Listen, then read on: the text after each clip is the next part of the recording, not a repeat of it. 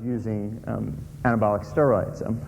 Part of their work, though, was not just in the training of using some of the testosterone derivatives. It was actually determining what they could do to reduce some of the psychological, or they called it psychophysical stress that occurred with sport. You know, athletes that were nervous about competing, athletes that were slightly overtrained or in their preparation, and they determined that when they hooked up these athletes to EEGs, they saw a shift in the alpha wave pattern that was related to certain stressors.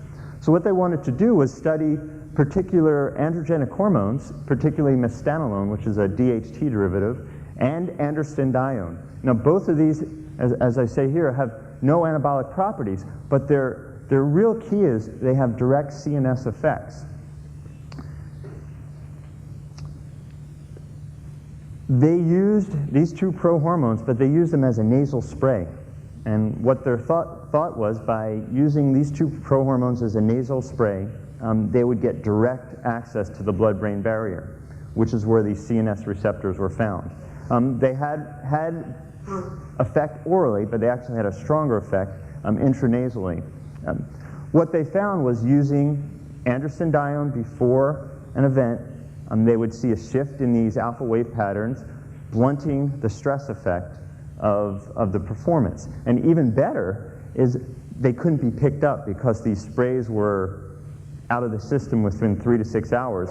Testing at that time was done more randomly. Within 24 hours they were completely clear, and no one would know what they were doing. So they had the advantage of enhancing performance, also overcoming any testing mechanisms, and they performed very well.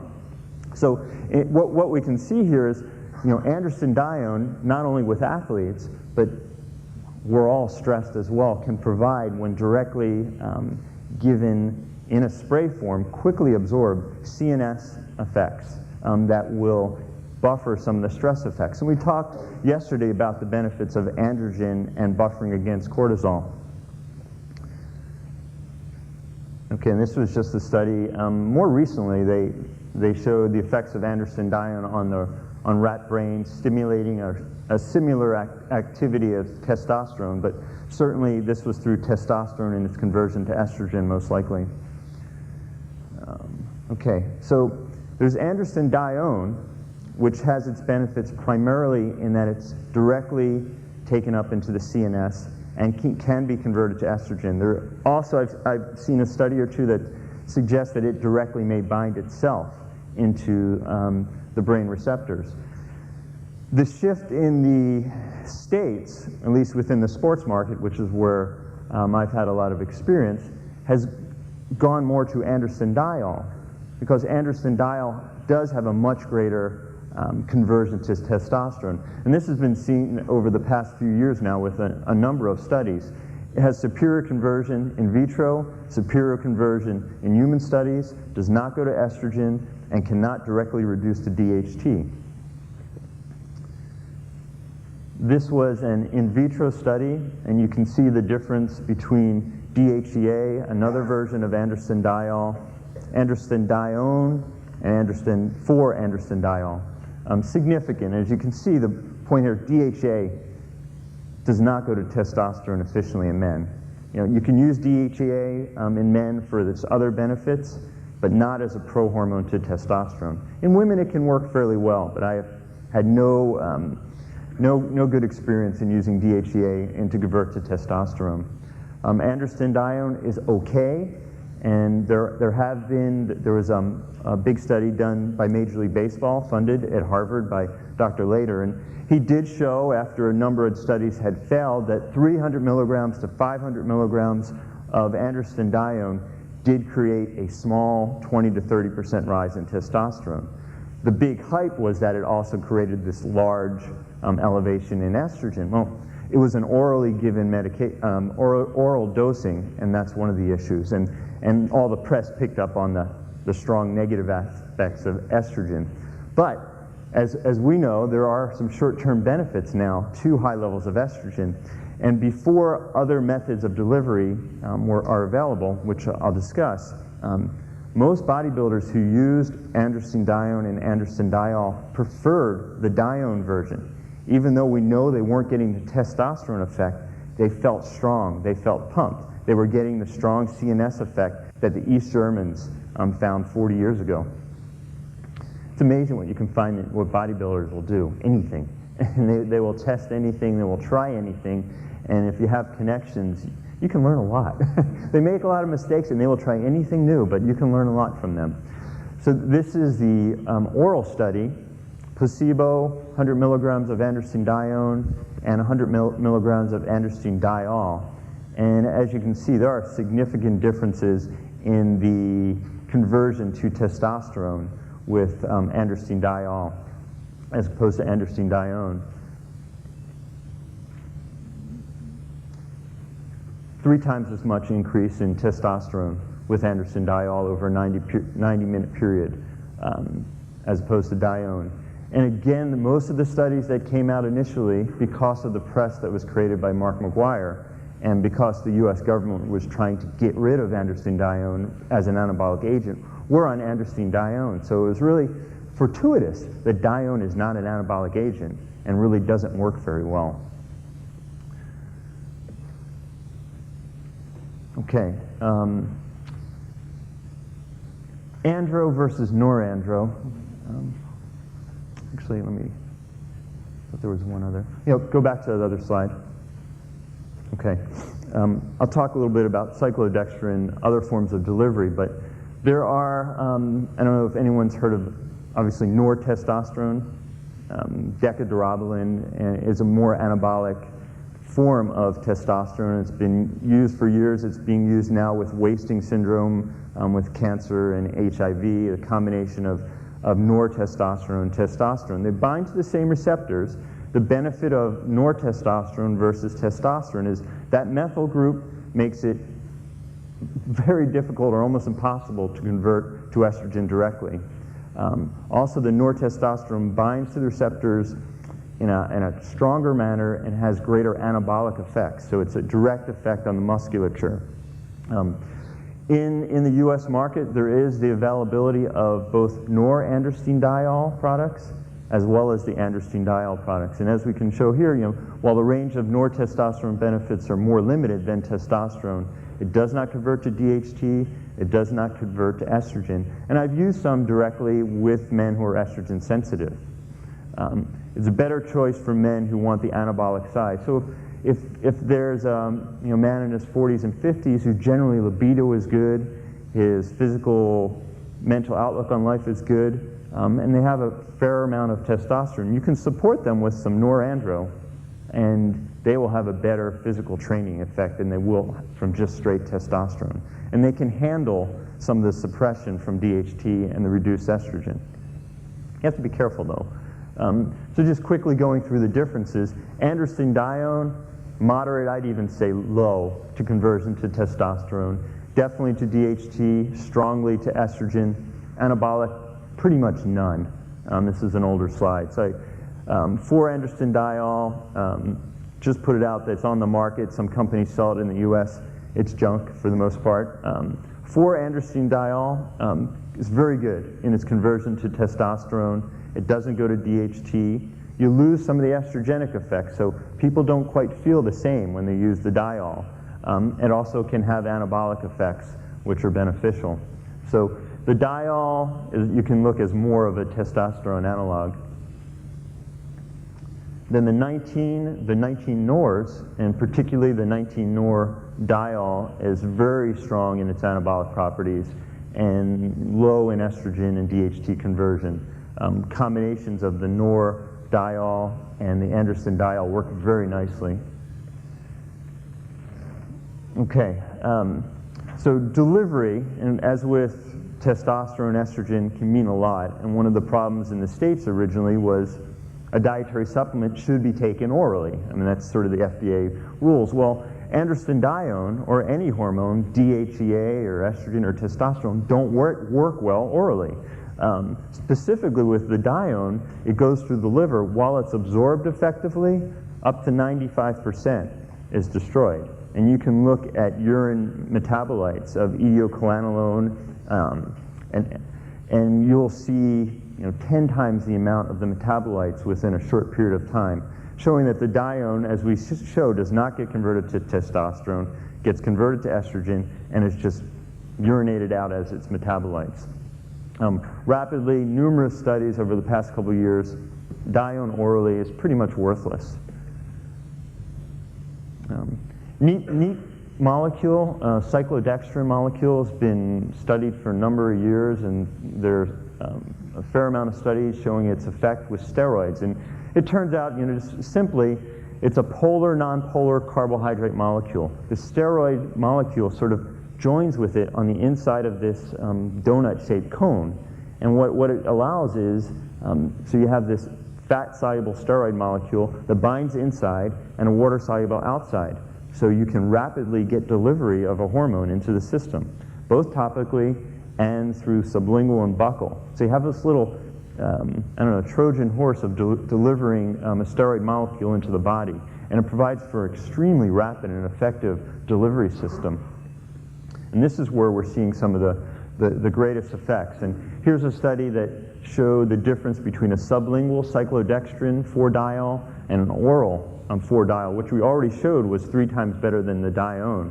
And you could just look right off the chart, obviously the significant improvement. But there are 3 main points here. We had 3 times the increase on the cyclodextrin versus the oral, 2.5, 261%. But the interesting thing was, look at it, 1/4 of the dose. 1/4 of the dose had 2.5 times the increase in testosterone. So effectively 10 times as good an absorption. It was a much more rapid absorption, 40 minutes versus 90 minutes. So we're getting closer to maybe the effects that you might want to see with androstenedione as a cyclodextrin to create the CNS effects. And I don't know if I showed this here, but the study, the interesting thing was, you saw no difference versus 25 and 50 milligrams of diol through cyclodextrin. So what that said was there was only a certain amount of absorption that could be taken in through the mouth. The conversion to testosterone with people was less reliant on the particular enzymes, but more reliant on how quickly we could absorb it in. So more in this case is not necessarily better. So very little variability with people when you use an oral or even a topically delivered hormone. There seems to be a lot more variability in effect. Okay, and this is testosterone increases. Pretty much the same slide there, 25 versus 50. There hasn't been a lot of studies per se on transdermal application in the industry. You're getting more close to a pharmaceutical delivered. In the U.S., sublingual sprays, oral sprays, while not technically orally delivered, can get by from FDA. Topical delivery of prohormones is definitely a very gray area with regard to a dietary supplement. Although there are many topical progesterone creams, the connection from testosterone still sort of having that anabolic effect creates a lot of skepticism and much more scrutiny than a topical progesterone. But there are also a lot of benefits to a transdermal delivery of prohormones.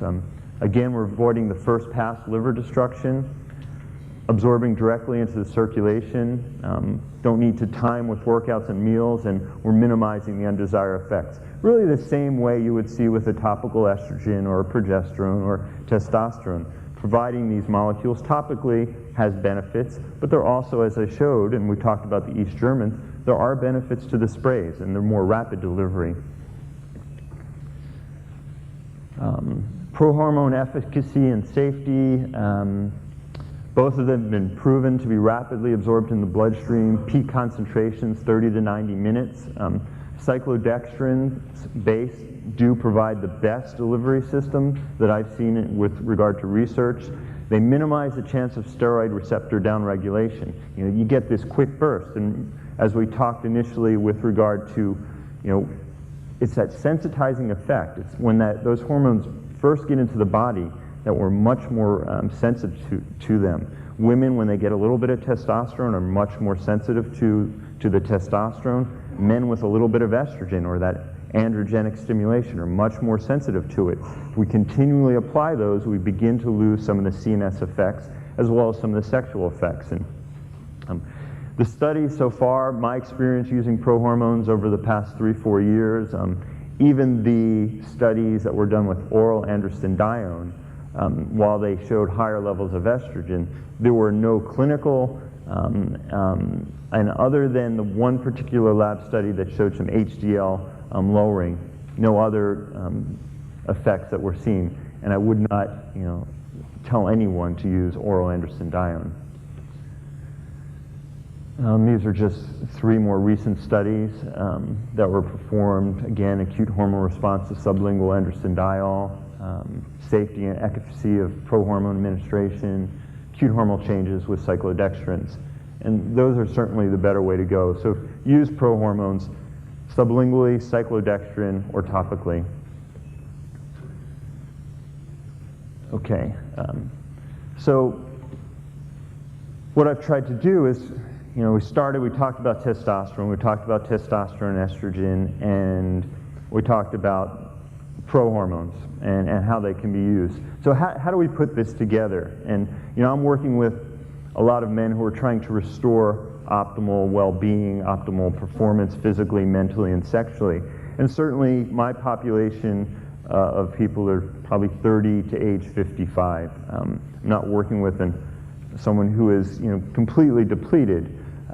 So these men tend to be much more motivated to wanting to change their lives. Especially when using prohormone or a more restorative therapy, lifestyle components, and obviously with anti-aging programs as well, become extremely important to achieve the effects that we want. These were 3 nice books. The IAS Bulletin had a nice write-up in January of 2000. A more technical review was by Rob Fagan, Natural Hormone Enhancement.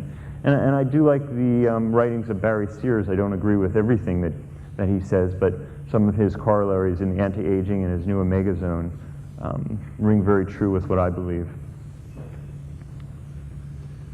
So step 1, these are some basic components, and without, I've written an article and talked about the man diet. There's a man diet and a girly diet, and while I agree with Dr. Hayward that calories are extremely important, there are definitely particular studies that show increased amount of proteins are very beneficial to testosterone levels. Vegetarian diets are detrimental to testosterone levels. They may have aging effects that are similar, but if we want to have the strength and the vitality, you just don't do well on a vegetarian diet.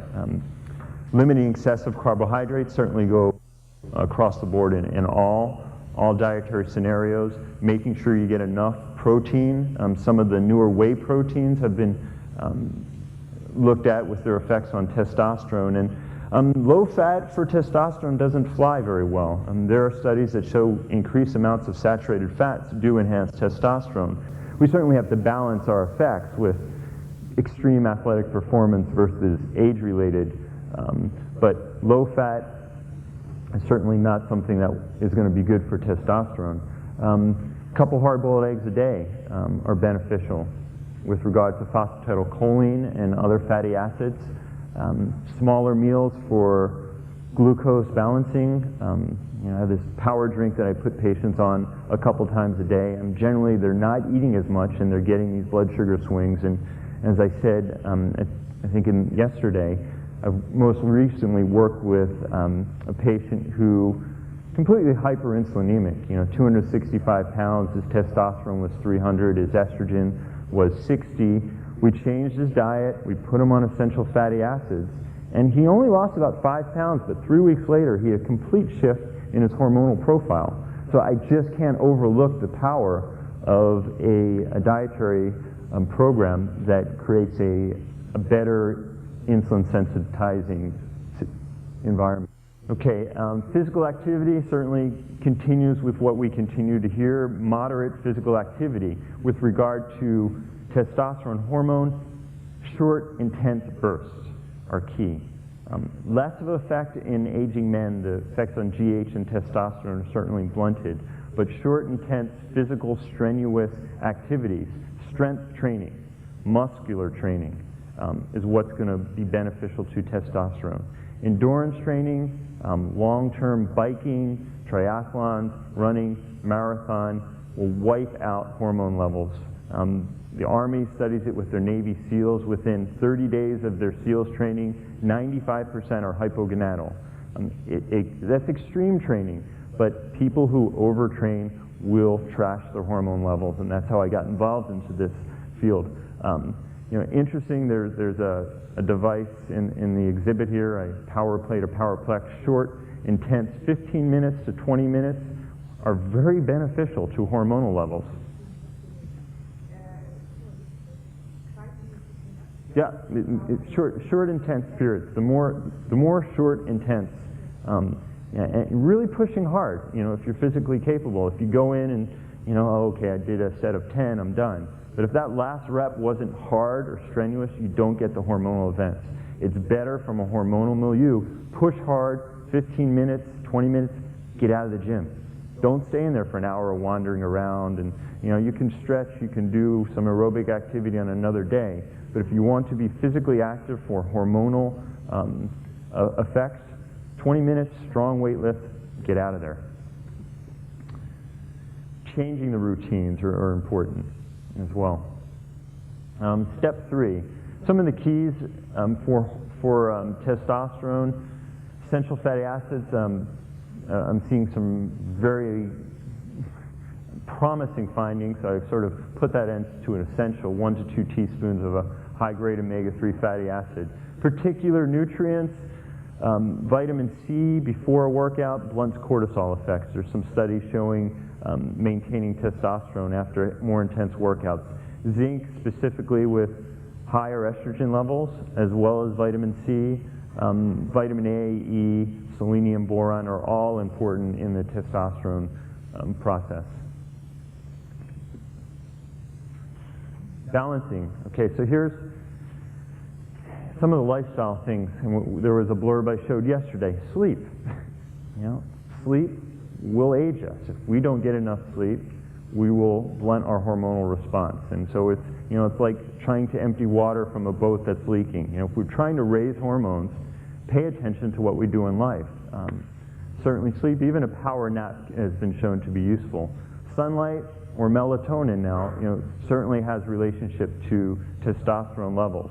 Stress resistance, not the time to go into these, but certainly interfering with how we function. The study that showed the type A, more aggressive males, lower testosterone levels. And that's actually the patients that I typically come across, are the men who are extremely stressed. Losing body fat, increasing muscle mass, also important for lowering estrogen, reducing alcohol, caffeine, eliminating unnecessary medications, anti-inflammatory medications, beta blockers, the statin cholesterol medications, the antidepressants, all will blunt testosterone levels. Okay, so how can you best use prohormones? So we've gone through a step. You might be working with someone. You can use some of these general lifestyle parameters. I put those out there for patients when I'm working with them. I give them the information, but generally when we're working with patients as opposed to providing information to the general public, they want the effects now. And you can. It's real hard to talk to someone who's not motivated and who's lethargic and who doesn't know what to do with diet about, okay, we're going to change your diet and you're going to start taking these nutrients, and they want to feel better right away. And once you get them feeling better, you have their trust, and once you have their trust, then they're more willing to make a dramatic lifestyle change. So where I tend to jump in first with patients as opposed to educating the public about the lifestyle traits first, which are obviously extremely important, is using these androgenic agents right up the front. And I will use a combination of HCG injected subcutaneously for both its testosterone and estrogen effects. I found it more effective than testosterone alone for enhancing libido. It doesn't work as well for athletes, and that reason is HCG has a little bit more of an estrogen effect than testosterone. And if I use it in doses 2 to 3 times a week, stronger doses, in combinations with an oral cyclodextrin, which people will use 15 to 20 milligrams once or twice a day, but they'll use that before sexual activity or before physical activity. So they're taking HCG a couple times a week, they're using some of the spray, and then as I phase out the HCG, I might bring in a topical combination of prohormones, a NOR-andro combination, especially the NOR if they're interested in more physical performance. You just get a better result. The nortestosterone has a stronger effect than testosterone itself. If men are not in need of HCG, I'll combine the topical and the spray many times, and they'll use the topical a few times a day, once or twice, and the spray once or twice, and then they'll use the topical once to twice, 5 days a week. I generally let it flush out of the system a couple weeks every month, and that seems to work well too. Again, trying to use a lower dose of the topical, just enough to create a steady state, and then use the spray for those periodic bursts, and that seems to work better all around than using just the spray itself or just using the topical itself. And again, androstenedione, direct mental and sexualizing effect, diol, best on testosterone for muscle enhancing, and norandrostenedione, even greater anabolic effect. Okay, so maybe this isn't in exact order, but then what do we do about estrogen? We certainly need to be concerned about that, and how do we address anti-estrogen? Well, lifestyle and diet, some of the things we discussed, zinc, losing body fat, reducing alcohol, making sure the medications that might affect estrogen are cleared out of the system. Is there exposure to xenoestrogens? All these things can be important, stabilizing blood sugar, very powerful. But what particular modalities can we use as physicians or recommend? I've had some success using a combination of 3 different herbs. One is chrysin, or Passiflora caerulea. It's a naturally occurring bioflavonoid that is an inhibitor of aromatase, has other properties that are beneficial, does not work well orally though. And it's been in the sports market for a number of years in the States. It is not absorbed consistently orally. Topically, it seems to have some good effects. Not for all men though, but it can work for a fair percentage.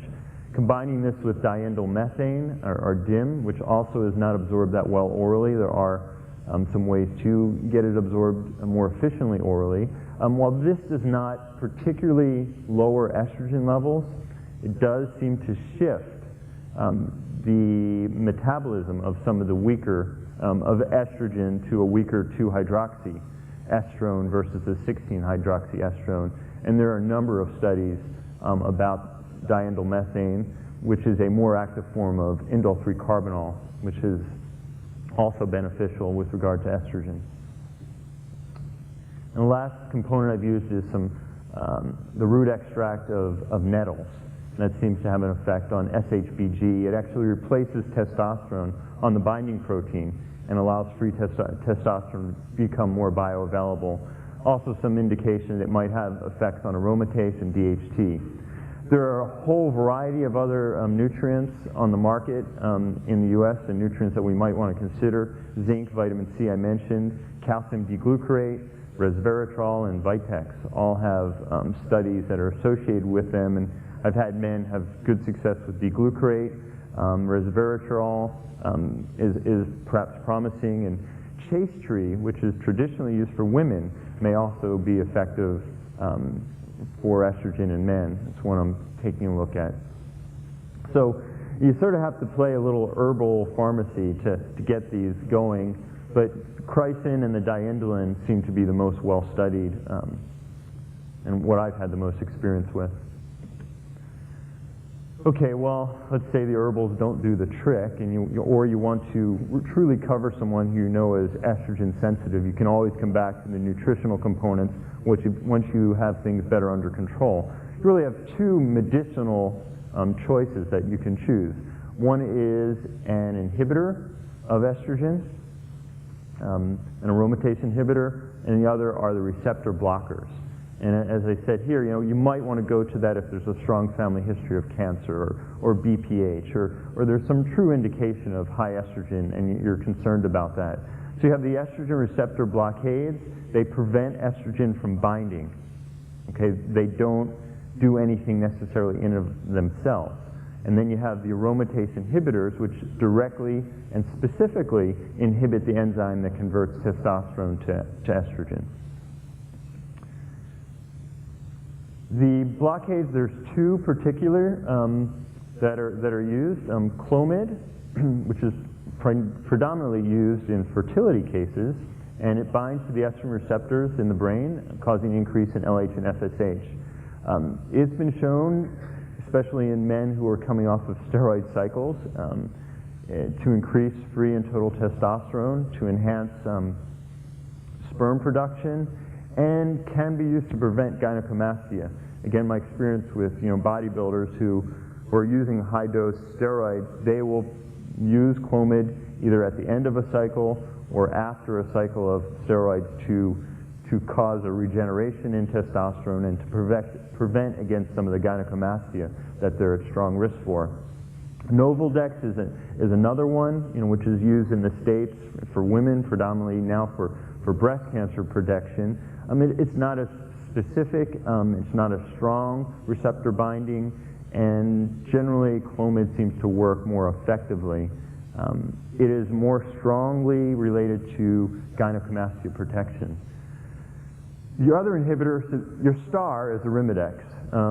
It works well. It works all the time, almost. I've had only maybe 1 out of 100 who've had difficulty tolerating it, and there's some other variations of these aromatase inhibitors, but you can knock estrogen down to nothing if you wanted to with Arimidex. The dose in women is 10 milligrams for breast cancer protection. For men, it comes in 1 milligram tablets, a quarter to a half, 2 to 3 times a week is all that's necessary. It's a 48-hour half-life. It's very sensitive. It doesn't affect other hormones. There's a whole variety of other medications that can be used, but this one you can rely on to do the job. It says a long half-life, no side effects that I've seen in it, and it works very well. Okay, so it's what in general, what might we say in younger men to increase endogenous estrogen or testosterone levels? Clomid is a good choice. So if I'm working with a 32-year-old guy who's coming to me and we don't want to use estrogen, he does HCG, he doesn't want to do injections, I might try a combination of Clomid, with a little selegiline, which has a dopamine-enhancing effect. Dopamine relates to testosterone. There's a direct correlation. I've had some success having compound pharmacists make those topically, and doesn't work as reliably as HCG. The younger the man, the better the pituitary response, the better the effects. 50% of the time with the prohormones, they'll have excellent effects. If I see that there's an estrogen problem, I'll add a little Arimidex to that, and those can be very effective. I did neglect, it's not a medication per se, but to put progesterone into this choice as well. Progesterone can have an inhibiting effector on the aromatase enzyme as well as the 5-alpha reductase enzyme. And I think the reason I left it out was some of the negative effects that I've seen with men taking too much Proscar or Propecia. And Dr. Hertog went into some of that balancing that's important. You just need to, if you want to use progesterone in men, just monitor their levels, make sure you don't take them too high. Not as reliable in lowering estrogen levels as certainly Arimidex, but if someone didn't want to use medication and you wanted to go more bioidentical hormones, a little bit of progesterone can be beneficial. Okay, so in closing, the idea is that, as I said at the beginning here, we need to take a wide view at the effects of hormones on men. We need to realize that it's not just deficiencies that are the problem. And also, I hope that I've given you some other ways to to work with people that's not only replacement. You know, I work with a younger group of patients, but I'd say only 10% get testosterone compounded topically. You know, those are the men that and even those are on a little bit of HCG for the variation of the hormone. So there are other ways of going about it. The prohormones can work nicely, looking at higher levels of estrogen and keeping those down. Certainly working with men and explaining the importance of lifestyle and diet, especially after they're starting to feel good. The omega-3 fatty acids, all these come into play to restore youthful levels of hormones, and that's what it's all about, balance. And I hope that I've given you some tools to work on. I think, did I put it there? No. Anyone has any questions? I didn't bring any cards, so that's my email, and I can send you more information about other protocols or products and how they can be useful in a more hormonal restorative plan. Great.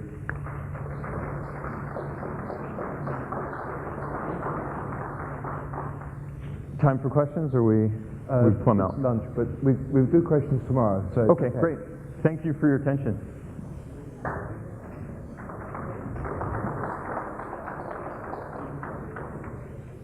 Thank you, Dr. Cohen. That brings us up to lunch. Now that we've heard about calorie restriction, don't know if I should mention that. But if you'd like to be back in the hall, 2:30 is our next speaker. Thank you very much.